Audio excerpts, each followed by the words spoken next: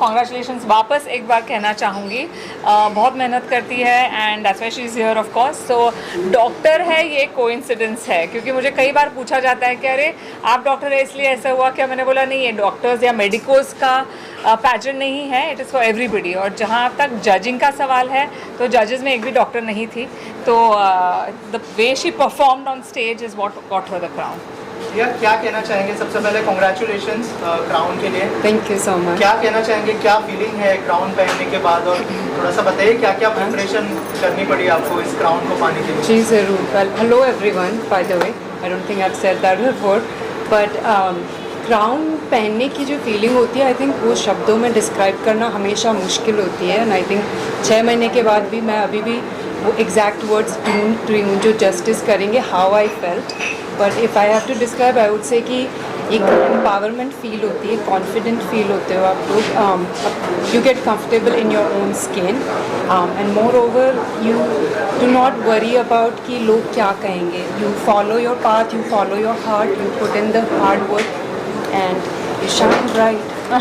So that's how it's been so far. Also कितना difficult था सब कुछ मैनेज करना, घर मैनेज करना, क्योंकि मिसेस को बहुत सारी चीज़ें मैनेज करनी पड़ती है। अगर उस बारे में बताएं कि कैसे मैनेज हुआ सब। Thank you.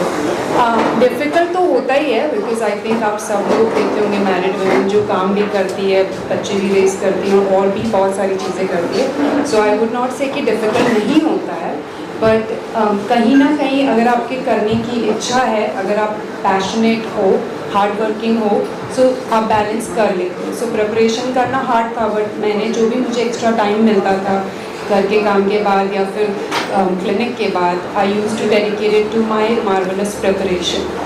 जो क्लिनिक में लंच ब्रेक्स होते थे मैं वो यूज़ करती थी प्रिपरेशन करने के लिए। वॉक करने के टाइम घर पे काम करते वक्त मैं हील्स में वॉक करती थी ताकि मेरी प्रैक्टिस भी हो जाए साथ में और काम भी हो जाए। So and after I have a 3-year-old सन, तो वो सोने के बाद मैं बाकी जो इंटरव्यू की प्रिपरेशन करनी होती थी वो सब करती थी। So it's hard but I would say it is doable. अगर if you put your heart and mind to it you can achieve anything, and I believe that.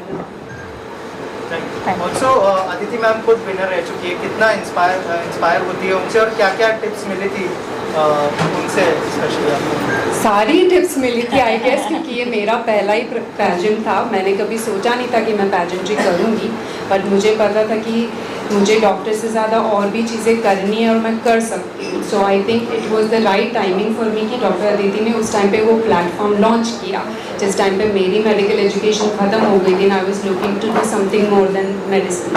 तो उनसे प्रेरणा वो सिर्फ पार्टिसिपेशन की नहीं मिली, बट आगे कैसे बैलेंस करने हैं अपने मल्टीपल करियर को and still staying true to yourself, still being authentic. I think that's the biggest lesson I have learned from her. Thank you.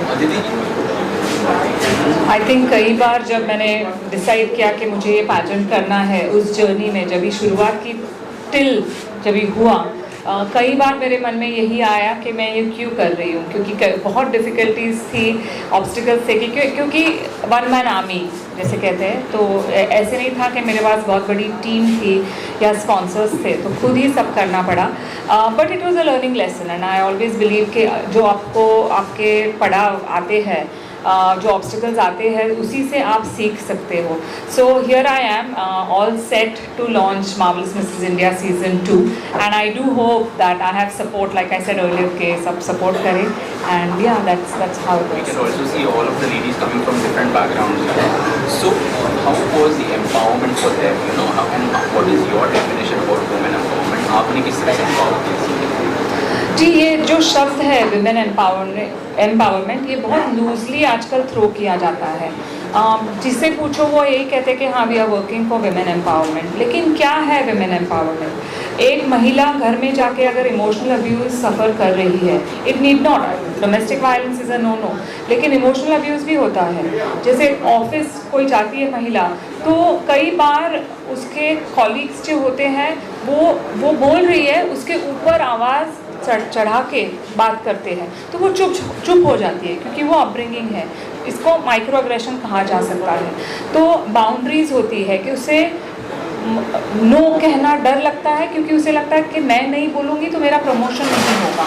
तो ये जो छोटी छोटी चीज़ें हैं तो इनको भी महिलाओं को अवेयर कराना, इससे विमेन एम्पावरमेंट कहा जाता है। और मेरा ये मानना नहीं है कि नहीं आप झगड़ा करो, फाइट करो, लेकिन अपने आप पे भरोसा करो, कॉन्फिडेंट रहो, क्योंकि इट इज़ शोन, रिसर्च बताता है कि महिलाएं और जो मेल और फीमेल काउंटर पार्ट्स है, तो if they are equally educated तो एक आदमी को ज़्यादा अपॉर्चुनिटीज़ मिलती है, उसे पे ज़्यादा मिलता है। And I am not here to say कि वे फेमिनिस्ट हूँ और ये सब नहीं मैं कहना चाहती, no not at all. Men and women should be given equal opportunities, ये मेरा मानना है। यही विमेन एम्पावरमेंट, यही मेरा मानना है। This is what I want to inculcate, यही मुझे महिलाओं को बताना है, क्योंकि जब तक हम इसके बारे में बात नहीं करते, कई महिलाओं को तो पता भी नहीं होता है।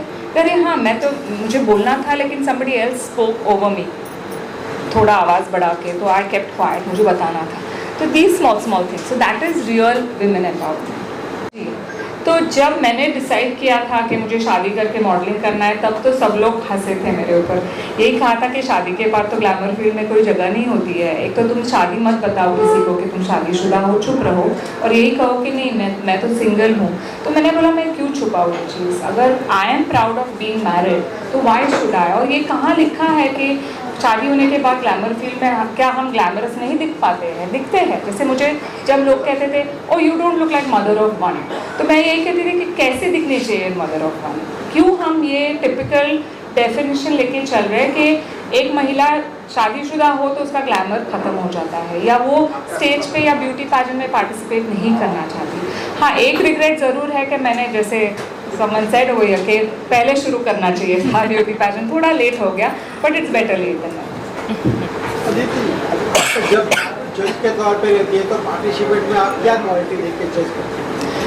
जब मैं एज अ जज जाती हूँ तो मैं यही देखती हूँ कि वो महिला अपने आप को कैसे प्रेजेंट कर रही है, क्योंकि अब तक तो ये एक्सपीरियंस हो गया है कि जो क्वेश्चन पूछा जाता है उनसे, तो अगर ये रट के आई है, जो मतलब दिल से नहीं बोल रही है, ऐसे मालूम है कि बाय हार्ट करके आई है, वो पता चल जाता है, तो वो नहीं करना है। और वही मैं सिखाती हूँ मेरे पार्टिसिपेंट्स को कि हम सिखाएंगे Q&A कैसे करते हैं स्टेज पे जाके, क्योंकि डर लगता है। पब्लिक स्पीकिंग तो बिगेस्ट फियर है वर्ल्ड की, तो महिलाओं में भी, पार्टिसिपेंट्स में भी तो वही होती है, तो वो तो हमको उसको ओवरकम करना ही है। लेकिन ऑथेंटिक, तुम्हारा ओपिनियन क्या है, तुम्हारे विचार क्या है, उसे आप अच्छे तरीके से यू पुट फोर्थ, तो ये बहुत इंपॉर्टेंट क्वालिटी है। इसके अलावा of course grace, dignity, the way she is, क्योंकि मैं मोस्टली इंटरैक्ट करती हूँ, तो I don't go to see the show, मैं उनको मिलती हूँ जाके, तो पता चलता है थोड़े उनके पर्सनालिटी के बारे में, तो that is something that I see. So the overall confidence, pleasant attitude, Q&A, ये सब चीज़ें वो बहुत अच्छा था और है भी। और मैं अभी भी कनेक्टेड हूँ उन सब से इन अ व्हाट्सएप ग्रुप। और डिफरेंस ये था कि आई थिंक अराउंड 80 कंट्रीज से पार्टिसिपेंट्स आए थे, सबका कल्चर अलग अलग है, सब अपने लैंग्वेज अलग लेके आए थे। बहुत सारे पार्टिसिपेंट्स को इंग्लिश भी नहीं आती थी, और चाइना में था तो चाइनीज़ को इंग्लिश नहीं आती है, तो मेरी साइन लैंग्वेज आ गई मुझे थोड़ी पहले से। और ओवरऑल एक्सपीरियंस जो है थोड़ा चैलेंजिंग था, क्योंकि आई एम अ वेजिटेरियन और मेरे को सात्विक खाना वहाँ पे नहीं मिल रहा था, तो मुझे थोड़ा सा खाने पीने में ज़रूर दिक्कत हो रही थी। बट उसके अलावा एक्सपीरियंस बहुत अमेजिंग था। डिफरेंस मैं यही बोलूँगी क्योंकि it's on a global scale, तो थोड़ा वास्ट था experience. Everything was magnified, like with marvellous, it's a national pageant, तो सब फेमिलियर है, लैंग्वेज सबको आती है। वहाँ पे लैंग्वेज का प्रॉब्लम था, कोरियोग्राफी कुछ समझ में नहीं आता था, बट जितने सारे चैलेंजेस थे you learn, you know, as you go, and it was a nice experience. So, Dr. Aditi Govitkar, यहाँ से जब invite आया for participation, I actually had a video call with her, and I was like, this is it. You know, there are a lot of pageants happening. It has to be a pageant which is authentic, which is real, and which is actually a true meaning of beauty inside out. That's exactly what Dr. Aditi is portraying in all her pageants. So, as a first runner-up, actually the moment the crowning was done by Dr. Aditi Govitkar, it was like once in a lifetime experience. It's like a dream come true. So this is the most memorable part of my whole life. The difficulties as such kuch nahi tha, because Dr. Aditi and the entire MMI team made it so easy for us. I would like to thank the entire MMI team along with Dr. Aditi, because they have been there with us, like Honey and all the social media, everybody, like they were there with us throughout, supporting us at every stage. So it was very easy. The contestants, like we were competing with ourselves, not with the contestants. You know, so they were all like family to us. So I think it was a very memorable experience. Every participant, every contestant should experience once in a lifetime and be come true. That's an interesting question. I wish there was social media at that time. I think I would have been a lot more popular. But yeah, I mean, see, social media is a double-edged sword, right? It's the way you use it. It can be negative and it can be positive. So we use social media to spread this message of, you know, that of beauty inside out, really, and don't go with what is seen purely on social media. We have our social media queen here who loves social media, and we are like trying to control her. Okay, don't post your sneeze and don't post your visit to the doctor, etc. But yeah, I mean, we use it to spread awareness, and I really wish it was there when I participated in Mrs. World. पाँचों में से कोई भी उत्तर दे सकता है, शादी के बाद घर से ससुराल से कितना सपोर्ट मिलता है? इनको पूछिए आप ये बताएंगी. Well, मेरा पहला क्वेश्चन अदिति को यही था. I'm just a homemaker. Doctor Aditi ने वो just word ही रिजेक्ट कर दिया. And she said you are a strong homemaker. Homemaker जो कर सकते हैं वो शायद ही कोई और कर सकता है. 24/7 we are busy. And with that busy schedule, I wanted to remove a time for my practice, for my session, for my workout, and beautifully I have handled it. Definitely my family is the biggest friend, my kids, my husband, they are the biggest supporter for me. But definitely team MMI, इन्होंने मुझे जो support दिया, वो मैं कभी नहीं भूल सकती. Thank you, Dr. Aditi. Thank you. एक महिला अगर 5 फीट है या 4 फीट 8 इंचेस है, तो क्या वो ब्यूटी पैजेंट में पार्टिसिपेट नहीं कर सकती? उसकी क्या गलती है? अगर वो ब्यूटीफुल है तो she is beautiful. A 70-year-old, और मेरा यही, मुझे बहुत महिलाएं पूछती कि मैम आपका अपर लिमिट क्या है?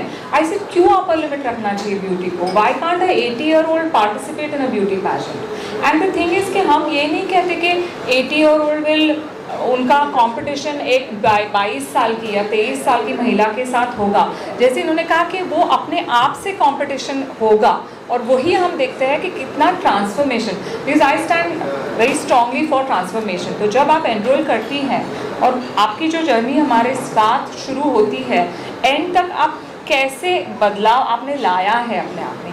ज़रूर मैं, हानि हमारी जो टीम मेंबर है, स्ट्रॉन्ग टीम मेंबर है, there are other people also, तो ये गाइड तो हम करते रहते हैं, लेकिन जब तक आप खाना नहीं खाओगे तो खाने का क्या यूज़ है? तो ये जो ट्रांसफॉर्मेशन है, इसे हम ब्यूटी कहते हैं कि अपने आप को every day you have to improve on yourself. तो ये बहुत ज़रूरी चीज़ है. एंड हमने अक्सर देखा था कि शादी के बाद एक बहुत सारे कमिटमेंट हो जाते हैं, फैमिली, बच्चे और उसी को बहुत बार हमारी जो ड्रीम रहते हैं या उम्मीद होती है वो इनफैक्ट एक फैमिली में वक्त निकल जाता है. तो that is mostly a reason for many of them, and you are giving them a platform and an encouragement for the things. And second is like Miss India, Miss Marvel भी होगा actually, कि अभी आप सिर्फ only Mrs मैं अभी focus Mrs पे ही रखूँगी क्योंकि मिस के लिए तो ठीक है, I mean there are other pageants, of course Mrs के लिए भी है, लेकिन I feel very strongly for Mrs category. क्योंकि जैसे आपने कहा कि फैमिली लाइफ में बच्चों की देखभाल करने में बहुत टाइम निकल जाता है, एक महिला अपने आप को भूल जाती है. और जब मैं बड़ी हो रही थी मैंने यही देखा था कि अगर घर में कुछ अच्छी चीज़ आती है, मिठाई आती है, तो माँ हम लोग को देती थी, खुद नहीं खाती थी. तो मिठाई नहीं खाती थी, वो अच्छी बात है, she is touch wood very healthy. But what I am saying is कि अपने आप को सेल्फ केयर जो होती है वो भूल जाते हैं, अपनी आइडेंटिटी भूल जाते हैं. किसी की वाइफ, किसी की माँ, हु आर यू? और ये जब एहसास होता है देन इट्स टू लेट. तो बहुत वो डिप्रेशन होता है, एंजाइटी होती है। तो इन सब से कि आई चैलेंज के think about who you are. रोज़ अगर 10 मिनट भी आप सोचो कि थिंक अबाउट योर सेल्फ, आपकी आइडेंटिटी क्या है, आपको क्या अच्छा लगता है, क्या आप वही चीज़ें कर रहे हो जो आपके पति बोल रहे हैं या बच्चे बोल रहे हैं, आपकी वॉइस आप खो चुके हो। Again I am not saying कि जाके झगड़ा करो, but when you do that you will earn respect, your children will respect you, your Self-love, partner, you mean to say? self care, yes. Let's not make this a content like the international